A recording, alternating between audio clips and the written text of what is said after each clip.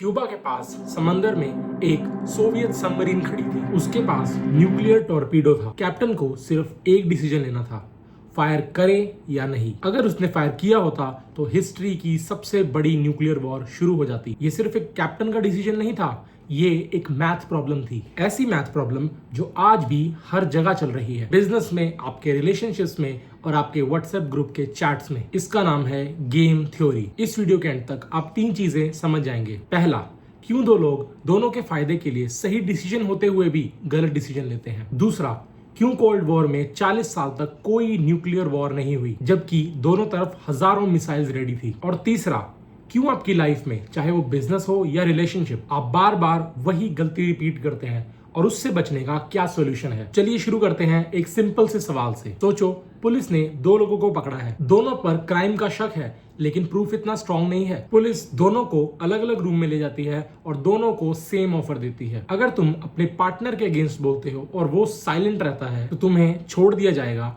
और पार्टनर को 10 साल की जेल होगी। और अगर दोनों साइलेंट रहते हो तो दोनों को 1-1 साल की जेल होगी। और अगर दोनों एक दूसरे के अगेंस्ट बोलते हैं तो दोनों को 5-5 साल की जेल होगी। अब यहाँ दिलचस्प बात यह है कि दोनों प्रिजनर्स एक दूसरे से बात नहीं कर सकते, ट्रस्ट नहीं कर सकते। और जब आप इस सिचुएशन में मैच देखते हो तो हैरान कर देने वाला रिजल्ट मिलता है। हर अकेले प्रिजनर के लिए सबसे रैशनल डिसीजन है दूसरे के अगेंस्ट बोलना, चाहे दूसरा साइलेंट रहे या बोले। बिट्रे करना हमेशा बेटर है इंडिविजुअली इस केस में। लेकिन जब दोनों ये रैशनल डिसीजन लेते हैं तो दोनों को 5-5 साल की जेल होगी। दोनों के लिए सबसे बुरा आउटकम जो कि अवॉइडेबल था, ये है प्रिजनर्स डिलेमा। और इसका कोर लेसन ये है कि जो डिसीजन इंडिविजुअली सबसे स्मार्ट और रैशनल लगता है, वही डिसीजन कलेक्टिवली सबसे बेवकूफी भरा आउटकम देता है। ये सिर्फ क्रिमिनल्स तक लिमिटेड नहीं है। सोचो, एक ग्रुप प्रोजेक्ट जिसमें हर स्टूडेंट सोचता है कि मैं कम काम करूंगा और दूसरे ज्यादा, सब यही सोचते हैं और रिजल्ट प्रोजेक्ट जैसे तैसे लास्ट नाइट में बनता है,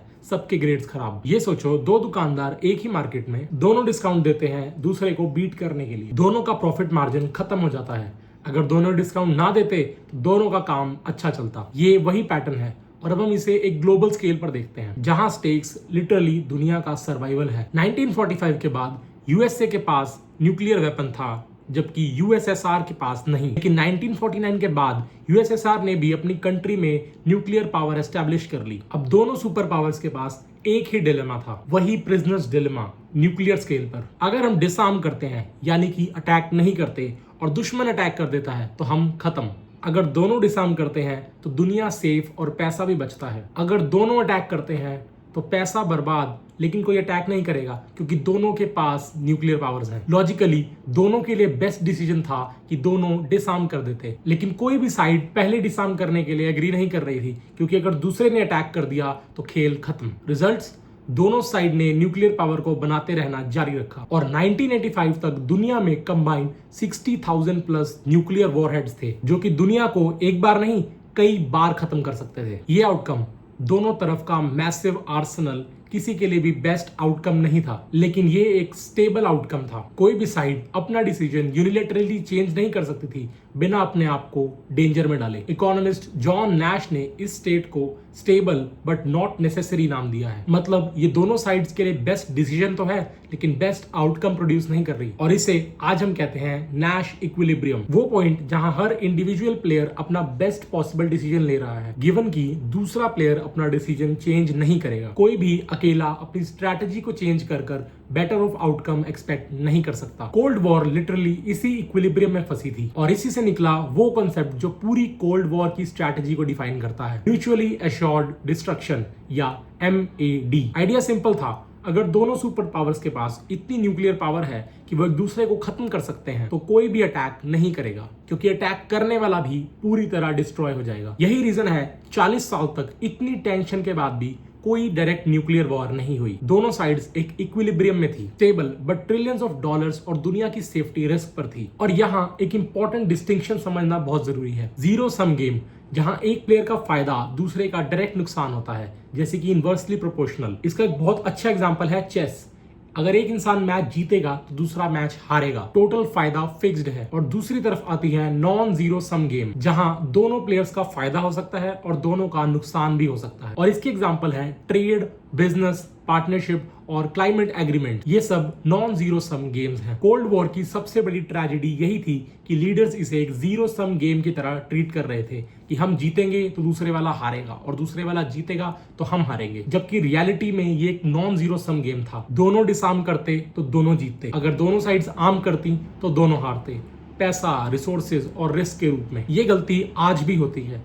बिजनेस राइवल्स एक दूसरे को जीरो सम कंपटीशन मानते हैं, जबकि कोलैबोरेशन से दोनों ग्रो कर सकते हैं। चलिए एक छोटा सा टेस्ट करते हैं। अगर आप और आपके फ्रेंड को दोनों को ही एक जॉब इंटरव्यू के लिए कॉल आया है और आपको ये पता चलता है कि आपका एचआर आपसे आपके फ्रेंड के बारे में नेगेटिव फीडबैक मांग रहा है, और अगर आप ये नेगेटिव फीडबैक दे देते हो तो आपके सिलेक्ट होने के चांसेस बढ़ जाते हैं। आप क्या करोगे? कमेंट्स में बताओ ऑनेस्टली। ये छोटा सा सिनेरियो वही प्रिजनर्स डिलेमा है, और जो लोग मैं ट्रस्ट करूंगा या मैं लॉयल रहूंगा चूज करते हैं, वो लोग गेम थ्योरी को इमोशनली ओवरराइड करते हैं। और इसलिए रियल लाइफ में आउटकम सिर्फ मैथ से प्रेडिक्ट नहीं होते। ह्यूमन कनेक्शन, ट्रस्ट और रेपुटेशन को भी एक बहुत बड़ा फैक्टर माना जाता है। इस चीज ने आगे चलकर कोल्ड वॉर को खत्म करने में भी हेल्प करी थी, क्योंकि कोल्ड वॉर का एंड भी इसी लॉजिक से आया। 1970s में दोनों सुपर पावर्स ने ये समझा कि अगर ये इक्विलिब्रियम कंटिन्यू रहता है तो दोनों इकोनॉमिकली बर्बाद हो जाएंगे। तो उन्होंने रिपीटेड गेम थ्योरी ट्राई की, छोटी छोटी ट्रीटीज जैसे कि salt, strategic arms limitation talks, जहां दोनों ने एक दूसरे पर थोड़ा थोड़ा ट्रस्ट बिल्ड किया। ये इंपॉर्टेंट है क्योंकि जब कोई एक बार गेम खेलता है तो बिट्रे करना रैशनल लगता है, लेकिन जब गेम रिपीट होता है जहां आपको दूसरे से बार बार इंटरेक्ट करना है, कोऑपरेशन ज्यादा बेनिफिट देता है, क्योंकि ट्रस्ट एक लॉन्ग टर्म एसेट बन जाता है। यही वजह है कि जो लोग दोस्ती, बिजनेस पार्टनरशिप और डिप्लोमेसी में लॉन्ग टर्म सोचते हैं वो